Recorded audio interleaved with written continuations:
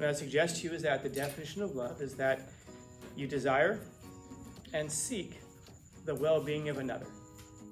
If you're with a person and a person showers you with gifts and the person makes you feel so important, you might say, oh my God, I love them so much. Do you desire their well-being? Do you seek their well-being? Or do you just like getting a bunch of stuff? And do you like being the center of attention? Do you like feeling that thing coming at you? And it is true, you can receive love. But there's that giving aspect as well, because you understand, hopefully, that love is something that has to be reciprocal. This word in Latin, humando, it's the word that we get humanity from. The word itself means to bury in Latin. And that's a weird thing, isn't it? That from the word to bury, we get the word humanity. Because every act of love is itself a part of dying. Because you have to let those old parts of you die. Those immature parts of you die. Because if the immature parts of you don't die, the mature parts of you can't live. And that's where it is to seek and desire the well-being of another. Every part of loving requires that you die to yourself. And then people say, I won't change for anybody. Okay. Neither will a 2-year-old, man. And it isn't that you have to change for the person. It's that the other person, you realize when they're telling you, I want you to change in this way. If you love them and if you know that they love you, then you know that they're doing it because they desire and seek your well-being. Do you love yourself? Do you, say it slowly because it is worth really thinking about. Do you desire your own well-being? Do you seek your own well-being? In other words, do you really want the best for yourself? And are you willing to do the things that are best for you?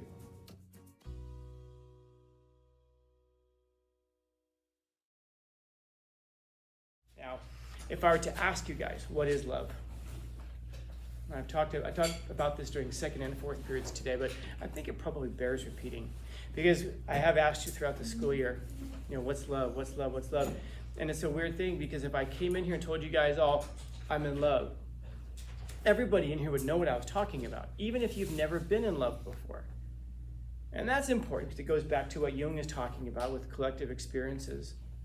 But everybody in here would know what I meant by that. Again, even if you've never experienced it before, you would know what I meant by that. It stands as a symbol for something else. So I guess the question becomes, well, what is it? What does that one word describe such that if you're acting this way, if you're feeling this way, then that means that you are in love? Because we use the word very broadly. Remember, if anybody in here love pizza? Anybody in here love your mom? Anybody in here love your significant other? Anybody in here, love the Padres? You probably feel very differently about all of those things. Hopefully you feel differently about your mom as you do about your girlfriend. Although Freud would say it's one and the same, if you remember from last time. But hopefully you feel differently about those two people. And so it's strange that we have this one word to describe it, and yet, here's the trippy part to me. If I came in here and I asked you to define it, so many of us, we all know what it is, but it becomes almost impossible for most of us to define. And I would suggest to you that the reason is because we don't spend very much time thinking about it. But then because we don't spend very much time thinking about it, it becomes very confusing to us. And so if I ask you, well, what is love? Most of us would probably say, especially if we want to take the coward's way out. How do we take the coward's way out? It depends. It's different for everybody. No, if it was different for everybody, we couldn't talk about it.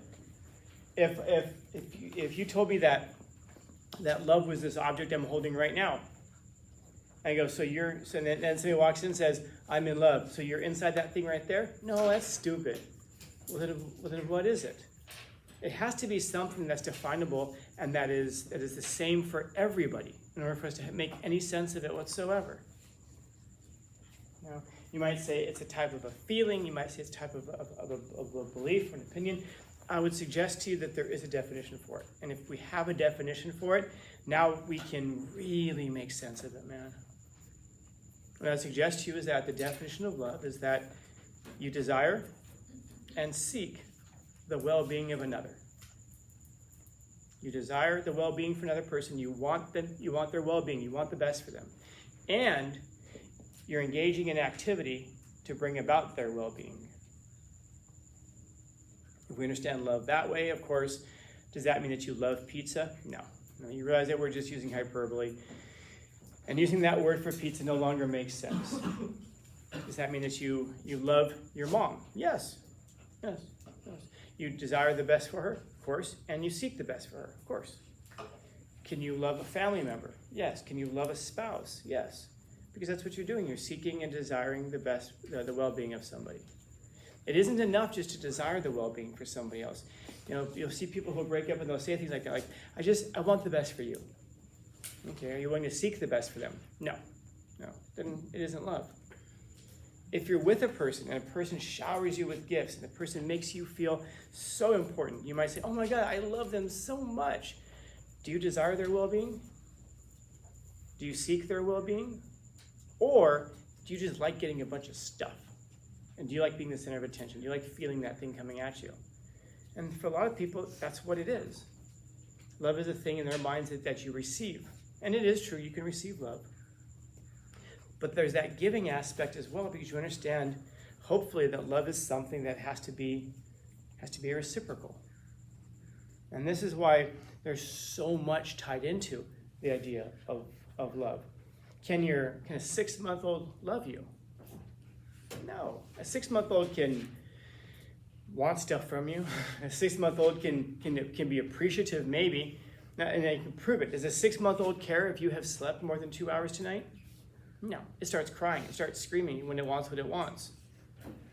A 2-year-old. Does a 2-year-old care if you've had a long day? No. The 2-year-old is just angry that you won't let them eat cereal out of the sink or something. And that's enough for them to lose their minds. They don't care because they're not able to think outside of themselves. Therefore, they're not able to desire and to seek your well-being. Can you love a 2-year-old? Absolutely. I don't know why you'd want to, but you could. Can you love a 6-month-old? I imagine so. Parents do it all the time. So that's love that goes in one direction. But for love to be reciprocal, then having somebody else make you feel this way, that's the one direction of love, man. Unless you're also seeking and desiring, unless you are also desiring and seeking their well-being, then that's not what it is. And so, when I was talking with the classes, I was pointing out to them, I actually wrote up on the board this word in Latin, humando. It's the word that we get humanity from.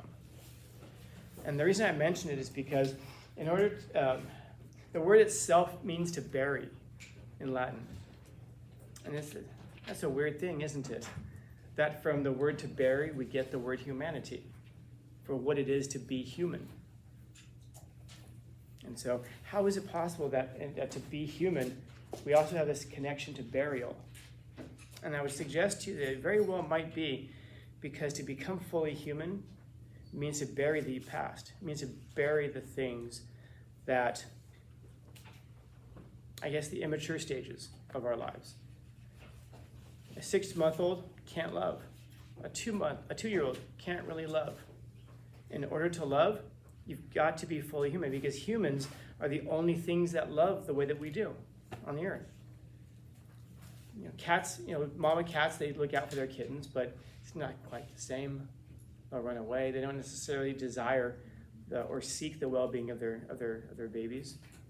Chimps will see one of their other chimps die, and they'll react differently to stay away from it. They'll be repulsed by it and all that. They don't love the same way that we do. But as humans, we can love, and we can actually even love when it's not reciprocal.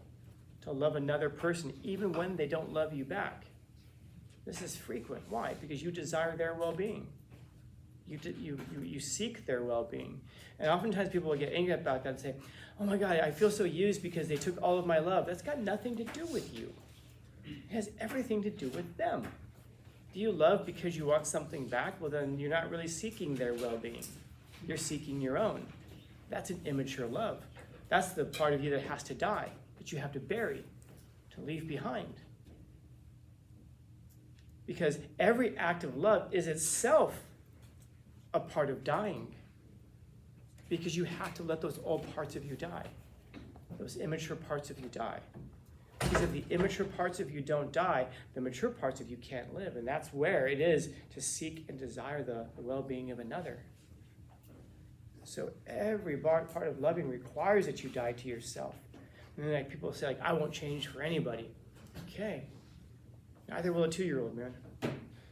And it isn't that you have to change for the person. It's that the other person, you realize when they're telling you, I want you to change in this way, if you love them and if you know that they love you, then you know that they're doing it because, this has to be the 15th time I've already said it, they desire and seek your well-being. Yeah. This is why it's part and parcel of us to kind of give and take, because we can't see everything for ourselves. There are a lot of guys who think that the way they dress is fine. Until they get a girlfriend, all of a sudden they realize, I need to maybe change the way I dress in some ways. You become like a little doll where they change some things around about you and people give you crap over. But ultimately you look in the mirror and you realize, yes, it is better for me. And usually it's not to, it isn't to say, you dress too maturely. It's to throw away the old immature things. Stop dressing like a 7-year-old. Dress like a whatever.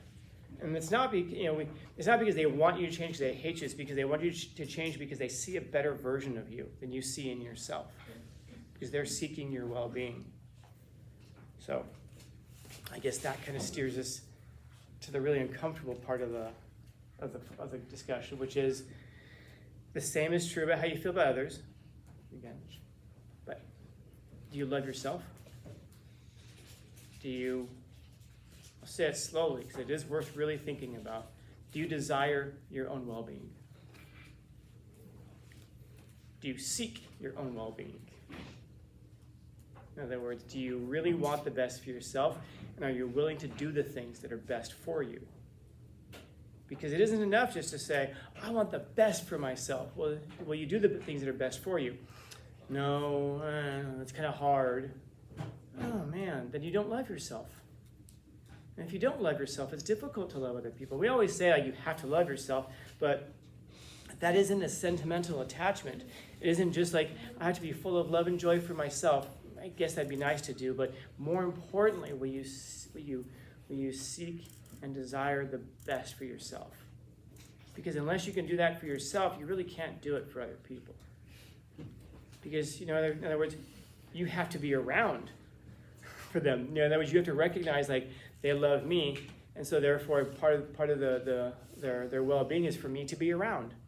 I have to live long enough. I have to take care of myself. I have to be present. I have to do all of these because it's reciprocal. It's back and forth.